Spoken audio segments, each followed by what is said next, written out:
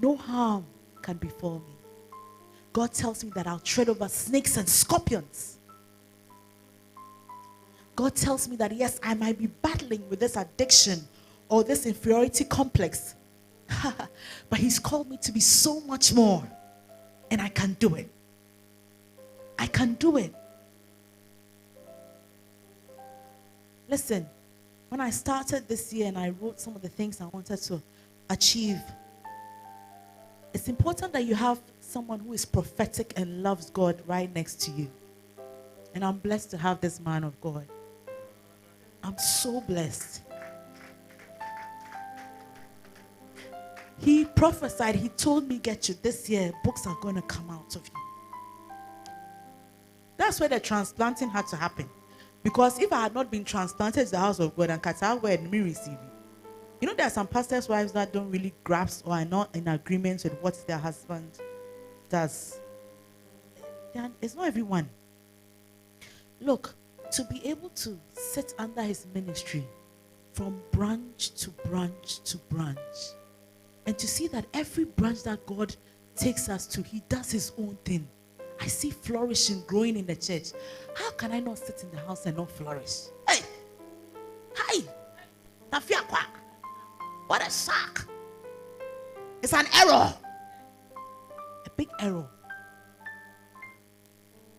So sitting under his ministry, studying, by God's grace, I've been able to bear this book. And I was moved with so much passion. I was like, no, I can't let this sit there and not use it for our conference. Because you remember when the prophets came from the US, there was something they said. There's a ministry I have to impart and raise up young ladies to be world leaders, influencers. And by the grace and mercies of God, I'm going to do it. I'm going to do it if it takes every breath in me.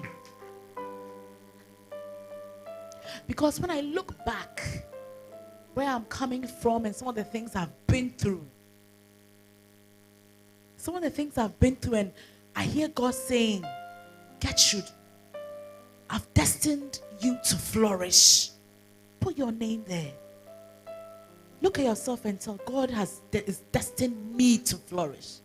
I want to hear you. God has destined me to flourish. You, no matter what.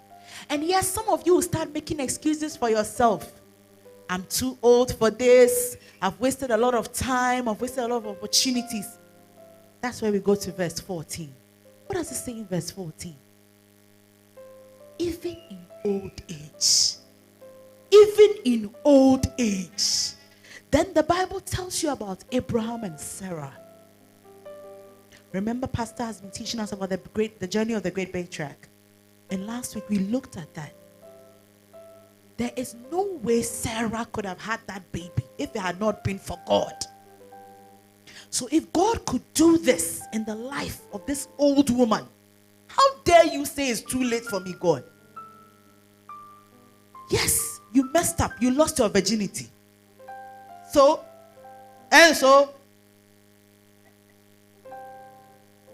yes, you trailed a number of papers. You failed this semester.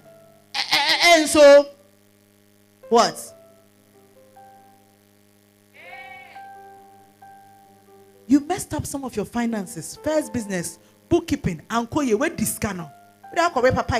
And so, now, Anyabia and Kofona Bible, are they perfect? The people we read about, were they perfect? Didn't God use them to flourish? Didn't they flourish? Those that have veiled their lives, walked with God, obeyed God, lived their lives firmly rooted in a relationship with God.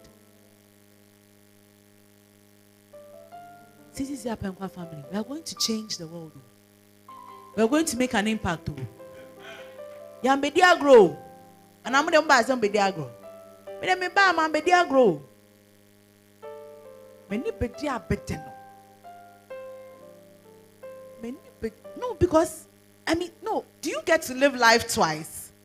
Is there anyone? Do you get to live life twice? One. bejeja me ho de nyame dia hye me mu pia se me yusu me yusu me ne hu se yes akole yusu me yusu so for nyame nhyira. So even in old age they will still produce fruit, and yet then a say they will remain vital, of relevance, importance, and they will remain green. They will remain green. They will remain fresh. So I wrote this book from the perspective of a woman